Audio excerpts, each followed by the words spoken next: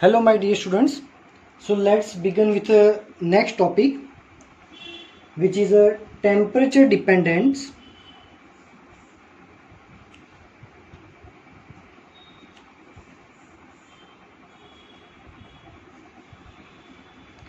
of resistivity. Same theory is applicable for resistors too. मतलब मैंने आपको बताया था ना कि रेजिस्टर्स कितनी चीज़ों पे डिपेंड करता है। तो पहला मैंने बोला था कि रेजिस्टेंस जो है वो टेम्परेचर पे डिपेंड करता है, दूसरा लेंथ एंड एरिया पे डिपेंड करता है, और थर्ड मैंने बोला था टाइप ऑफ मटेरियल। ठीक है, तो ये और ये कंसेप्ट हमने देख लिया था कि फॉर्मूला क्या था, R is equal to rho into L by A, where rho is a resistivity. Resistivity कब चेंज होती है? जब मटेरियल चेंज होता है। मतलब आ गया रेजिस्टेंस का मटेरियल पे डिपेंडेंस मिल गया तुमको। Resistance is proportional to L, मतलब अगर लेंथ इंक्रीज होगी तो रेजिस्टेंस भी इंक्रीज होगा। एंड एरिया पे resistance is inversely proportional to A, area increase होगा तो रेजिस्टेंस डिक्रीज होगा। सो हमने length, area, type of material, इन सबके ऊपर से सबके साथ रेजिस्टेंस का रिलेशन क्या था वो हमने देख लिया। नाउ एक ही टॉपिक बाकी रहा कि रेजिस्टेंस का टेम्परेचर के साथ क्या रिलेशन है। सो डायरेक्टली आपको एक फॉर्मूला याद रखना है, R theta is equal to R theta zero into 1 plus alpha theta minus theta zero. Ready? आपकी बुक में ये जो फॉर्मूला है कुछ ऐसे दिया है, R T is equal to R zero into 1 plus T minus T zero, क्योंकि अलग अलग रेफरेंस बुक में अलग अलग होगा। आपके पास कोई कॉम्पिटिटिव क्लासेस का मॉड्यूल हो उसमें कुछ अलग हो सकता है, टेक्स्ट बुक में अलग है, depends upon the reference book कि कौन क्या यूज करता है। ये टर्म क्या है आर टी, तो यहां पे मैं लिखता हूं R T is a resistance for given temperature.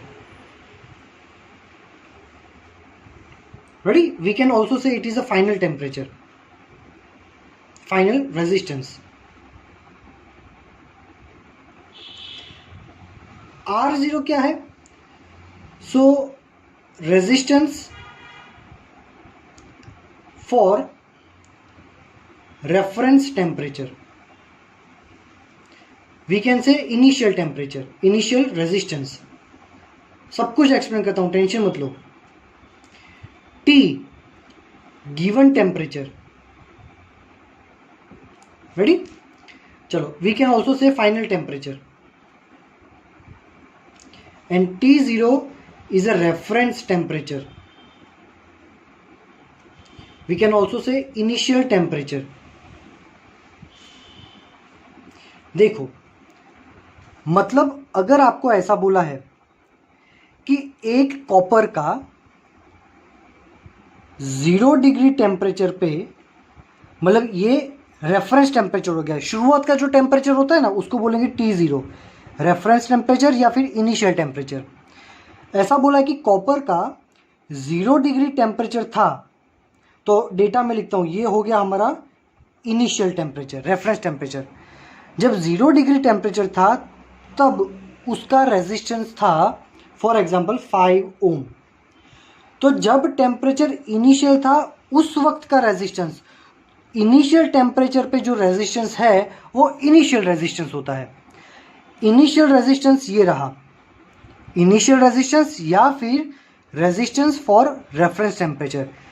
Reference temperature 0 degree है, 0 डिग्री पे 5 ओम था, तो ये हो जाएगा हमारा R0।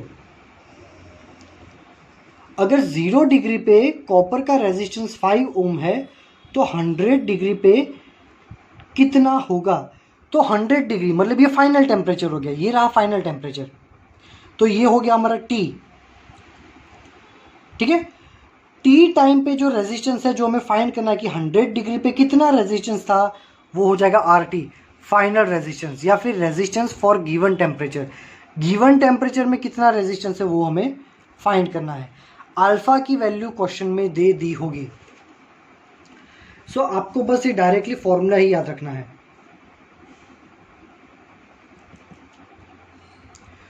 तो रेजिस्टेंस का टेम्परेचर के साथ क्या रिलेशन है वो ये रहा। टेम्परेचर जैसे जैसे इंक्रीज होता है वैसे वैसे रेजिस्टेंस भी इंक्रीज होता है इन कंडक्टर्स। ठीक है, चलो same formula can also be applied for resistivity. आपकी बुक में ये नहीं दिया है पर न्यूमेरिकल इसी के दिए हुए हैं। Same formula is also applicable for resistivity. Rho T is equal to rho zero into 1 plus T minus T zero. Again T क्या है, फाइनल टेम्परेचर, ये रहा। टी जीरो क्या है, इनिशियल टेम्परेचर। इनिशियल टेम्परेचर में अगर रेजिस्टिविटी दी है तो वो हो जाएगी रो जीरो। फाइनल टेम्परेचर की रेजिस्टिविटी फाइंड करनी है तो वो हो जाएगी रो टी। रेडी, चलो सॉरी यहाँ पे मैंने अल्फा नहीं लिखा। R T is equal to R zero into 1 plus alpha T minus T zero. ये अल्फा की वैल्यू आपको क्वेश्चन में दी होगी। सेम अल्फा यहाँ पर भी आएगा। Again most IMP formula. Ready, चलो अब हम थोड़ा आगे बढ़ते हैं। आपकी बुक में ये फॉर्मूला दिया है 3.26। ठीक है, चलो आगे बढ़ते हैं। अब पूरा थियोरेटिकल है तो पैराग्राफ ही है तो लाइन टू लाइन इसको सॉल्व करते हैं। चलो तो इसमें क्या होगा, देखो क्या लिखा है। For metals alpha is positive and values of alpha for some metals at T is equal to 0 degree Celsius are listed in table 3.1। तो ये जो अल्फा की वैल्यू है जनरली तो क्वेश्चन में दी होगी बट यहाँ पे भी दिया हुआ है ना। ये अल्फा की वैल्यूज दे रखी है 0 डिग्री टेम्परेचर पे, ये रही। ठीक है, और मेटल्स के लिए ये वैल्यू पॉजिटिव होती है जबकि सेमीकंडक्टर के लिए वैल्यू नेगेटिव होती है। The relation of equation 3.6.2। भाई इक्वेशन 3.6.2 क्या है, तो ये रहा हमारा, ये जो बेसिक फॉर्मूला था हमारा, rho theta rho T is equal to rho zero 1 plus alpha T minus T zero, ये हमारा 3.26 है। The relation of equation 3.26 implies that a graph of rho T plotted against T would be a straight line. अगर ये formula का use करके हम अगर एक ग्राफ बनाते हैं, कौन सा ग्राफ, तो कितने टाइम पे कितना रेजिस्टेंस मिलेगा रो टी वर्सेस टी का अगर हम ग्राफ लेते हैं तो ये ग्राफ एक्चुअली में मिलना चाहिए स्ट्रेट लाइन। ये क्या इंडिकेट करता है कि भाई टेम्परेचर इंक्रीज करने से तुम्हारी रेजिस्टिविटी भी इंक्रीज होगी। ये फॉर्मूला से ऐसा ग्राफ मिलना चाहिए स्ट्रेट लाइन। बट यहां पे क्या लिखा है, at temperature much lower than 0 degree.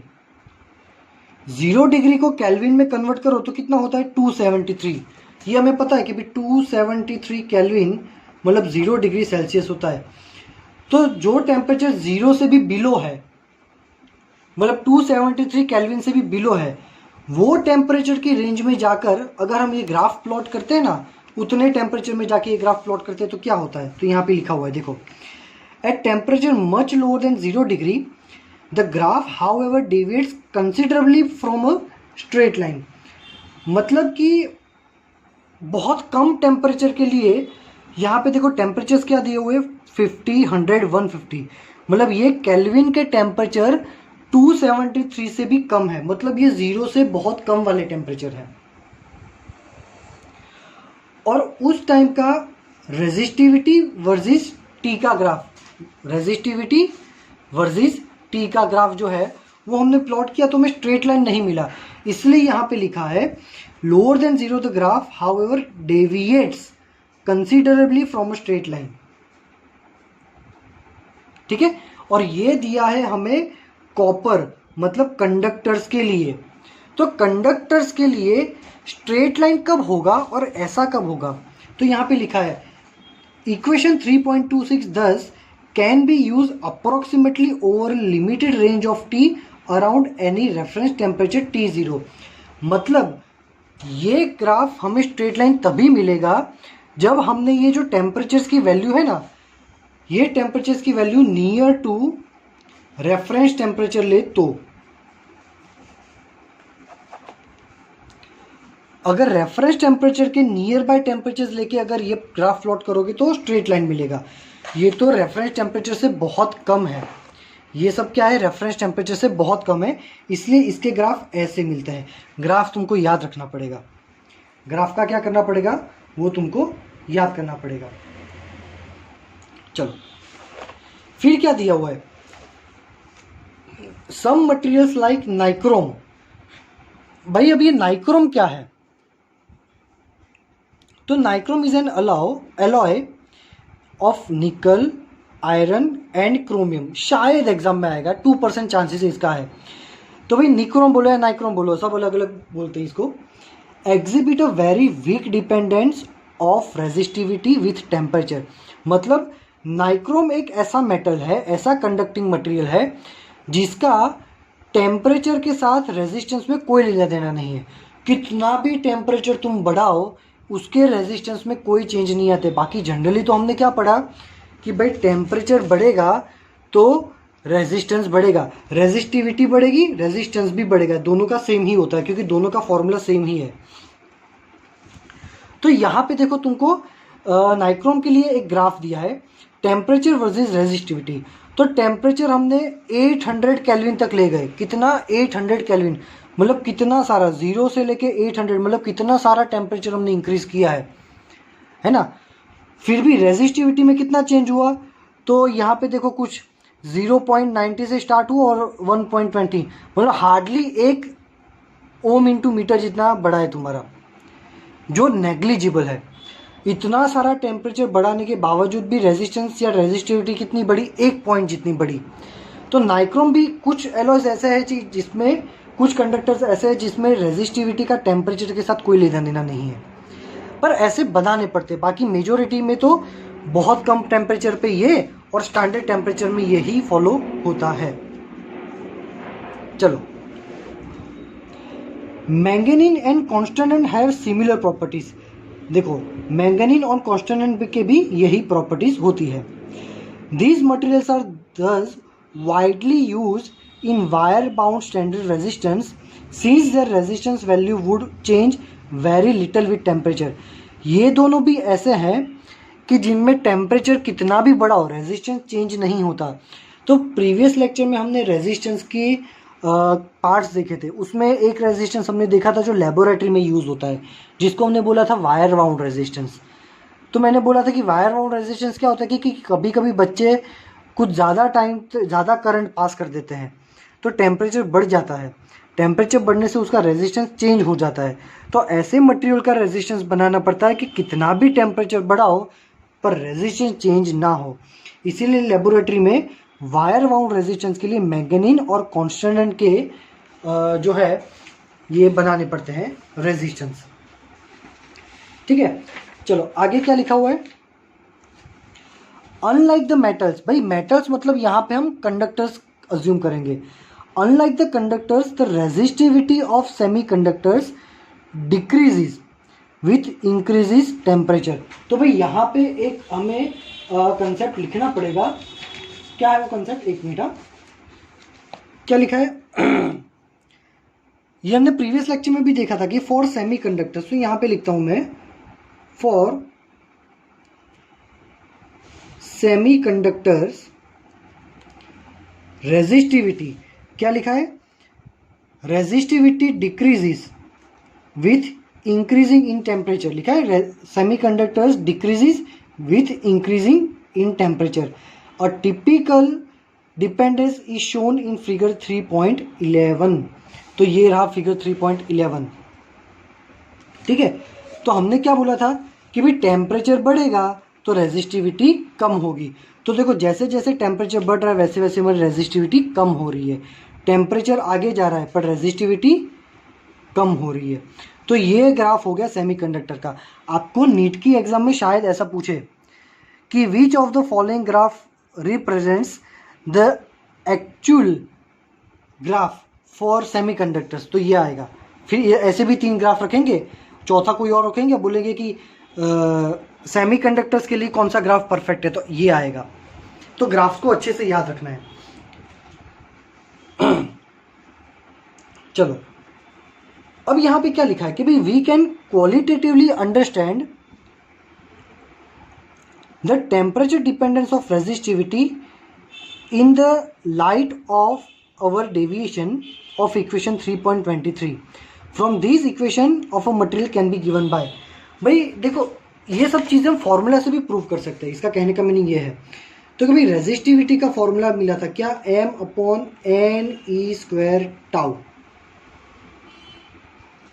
ठीक है। तो यहाँ पे हम जो इम्पोर्टेंट टॉपिक है कि भाई n की रिक्वायरमेंट है, तो n क्या है, number density, number of free electrons in unit volume, वो होता है n। और टाउ क्या है, टाइम इंटरवल बिटवीन 2 कोलिजन, जो कि हमने ड्रिफ्ट वेलोसिटी में पढ़ा था। ये कंसेप्ट का यूज करके भी हम प्रूव कर सकते हैं। भाई कैसे, चलो देखते हैं। तो ये रहा हमारा फॉर्मूला, ठीक है। यहां पे क्या लिखा है कि रो मतलब रेजिस्टिविटी दस depends inversely both on number of free electrons per unit volume मतलब n and the average time between collision tau. Clearly दिख रहा है कि रो n और t टाउ के साथ इनवर्सली प्रोपोर्शन में है। तो क्या होगा, अब देखो, as we increase the temperature, जैसे जैसे हम टेम्परेचर बढ़ाते हैं, ठीक है, जैसे जैसे हम टेम्परेचर बढ़ाएंगे, टेम्परेचर बढ़ाने से क्या होता है, अंदर के जो इलेक्ट्रॉन्स होते हैं ना वो फटाफट मोशन करते हैं। फटाफट मोशन करने से क्या होगा कि जो टकराते हैं ना एक दूसरे के साथ वो फटाफट टकराएंगे। फटाफट टकराने से क्या होता है, टाइम कम होता है। टाइम कम, टाइम बिटवीन 2 कोलिजन, 2 कोलिजन में टकराने का टाइम कम हो जाएगा। क्यों, क्योंकि तुमने टेम्परेचर बढ़ाया है। टेम्परेचर बढ़ाने से रैंडम मोशन बढ़ जाता है, इलेक्ट्रॉन यहाँ वहाँ घूमने लगते हैं और उससे क्या होता है कि कोलिजन फटाफट होता है। फटाफट होता है तो टाइम बिटवीन 2 कोलिजन डिक्रीज होता है, उससे रेजिस्टिविटी इंक्रीज होती है। बड़ी इसीलिए हमने देखा था कि भाई कंडक्टर्स में रेजिस्टिविटी इंक्रीज होती है टाइम के साथ। बिल्कुल उल्टा होता है सेमीकंडक्टर से। सेमीकंडक्टर में रेजिस्टिविटी कम करो तो टेम्परेचर इंक्रीज होता है, बट कंडक्टर्स में उल्टा, मतलब टेम्परेचर बढ़ाओ तो रेजिस्टिविटी कम हो जाती है। कंडक्टर्स में टेम्परेचर बढ़ाओ तो रेजिस्टिविटी भी बढ़ती है। क्यों बढ़ती है, उसका ये रीज़न बताया कि भाई टेम्परेचर बढ़ाने से 2 कोलिजन के बीच का टाइम कम होता है और टाइम कम होने से रेजिस्टिविटी बढ़ जाती है। तो सेमीकंडक्टर में क्या ऐसा नहीं होता होगा, सेमीकंडक्टर में क्यों उल्टा होता है, तो सेमीकंडक्टर में क्या होता है, उसमें भी ये होता है कि टेम्परेचर बढ़ाने से कोलिजन फटाफट होता है। कोलिजन फटाफट होगा तो टाइम जो है वो कम लगेगा।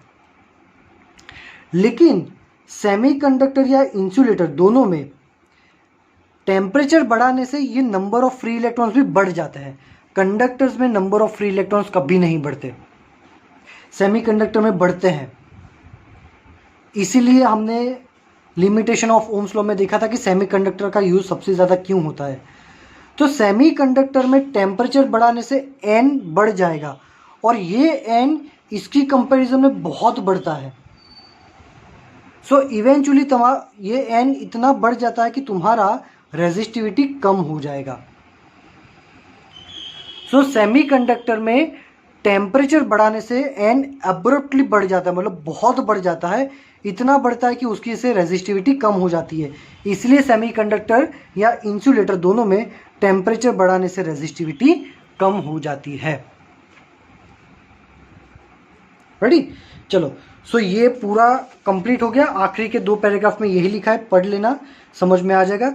देखने जाओ तो भाई एक ही पेज है, लेकिन बहुत सारी इंफॉर्मेशन इसमें दे रखी है, ठीक है। चलो, तो अब हम आगे बढ़ते हैं एग्जाम्पल 3.3 में।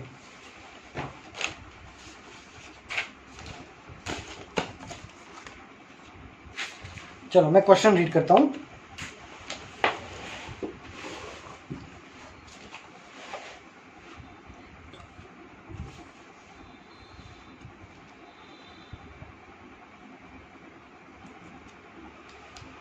An electric toaster uses nichrome for its heating element. When a negligibly small current passes through it, its resistance at room temperature is 27 degree. ठीक है, चलो। भाई तुमको रूम टेम्परेचर, मतलब ये हो गया हमारा रेफरेंस टेम्परेचर, जिसको हम बोलेंगे T0, कितना दिया है 27 डिग्री सेल्सियस। तब उसका रेजिस्टेंस था 75.3, मतलब ये हो गया हमारा initial temperature 75.3 ohms. When the toaster is connected to 230 volt supply voltage, अब हम क्या कर रहे हैं कि उसमें वोल्टेज दे रहे हैं, 230 वोल्टेजेस हम अप्लाई कर रहे हैं। After a few second a steady value of current, तो इतना वोल्टेज कनेक्ट कर किया तो उसमें से करंट पास हुआ, कितना भाई 2.68 एम्पियर, इतना करंट पास हुआ। What is the steady temperature of the nichrome element, ठीक है। तो इतना करंट पास होने के बाद उसका फाइनल टेम्परेचर कितना हुआ होगा। The temperature coefficient of resistance of nichrome average over the temperature range involve, मतलब आपको टेम्परेचर कोएफिशिएंट अल्फा जो है ना उसको बोलते हैं टेम्परेचर कोएफिशिएंट।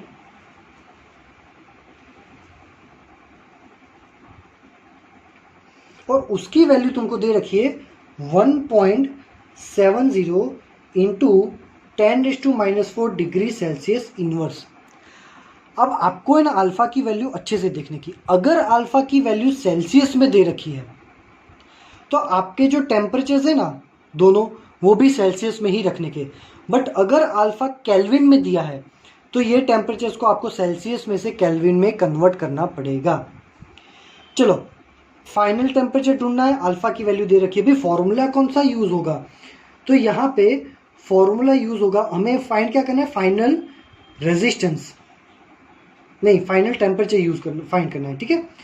चलो, फॉर्मूला क्या होगा भाई, R T is equal to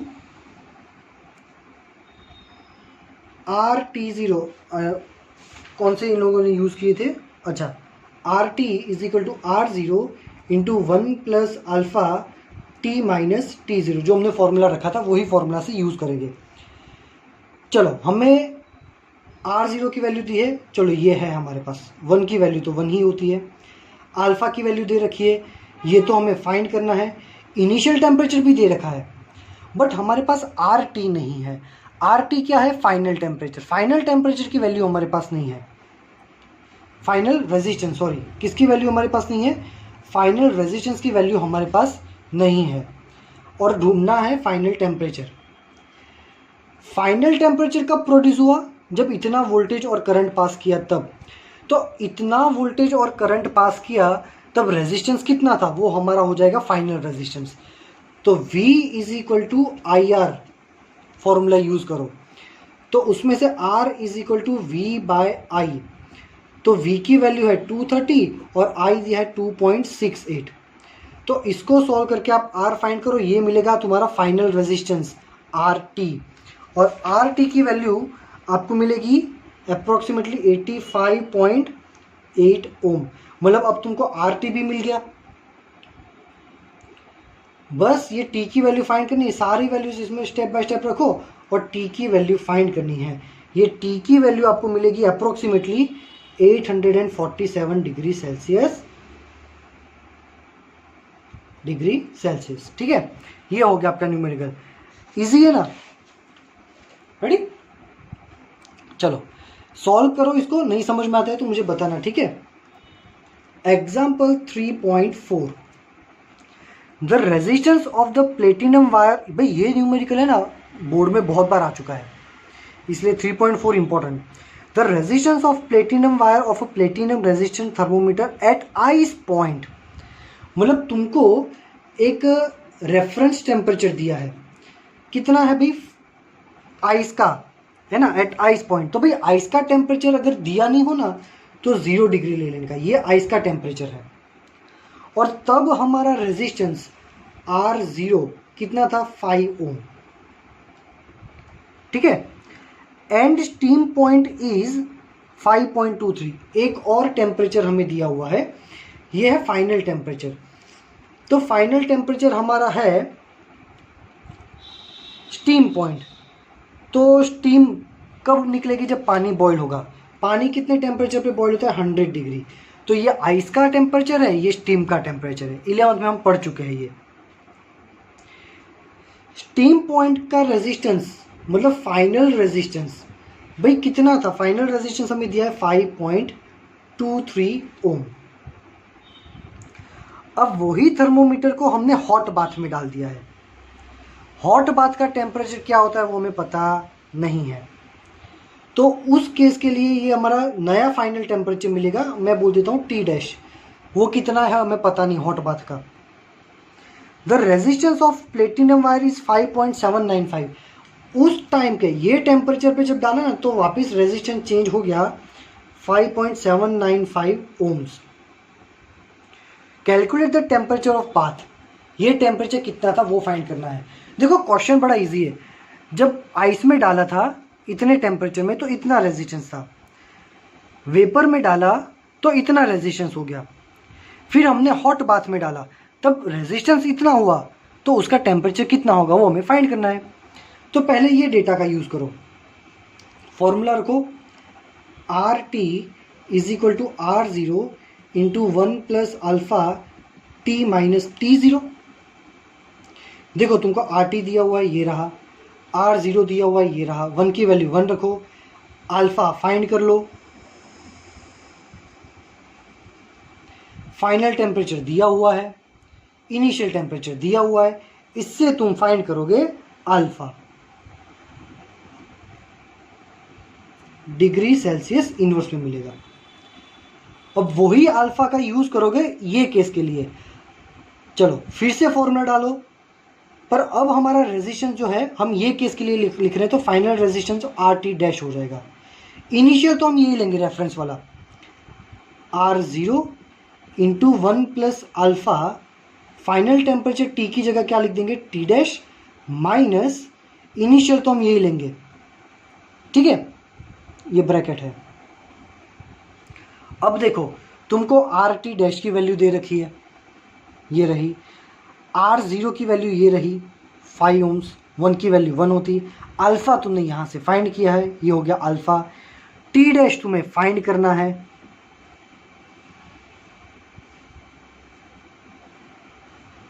और T0 तुमको दिया हुआ है ना। बस कैलकुलेटर इसमें वैल्यू डाल के कैलकुलेटर ही करना है।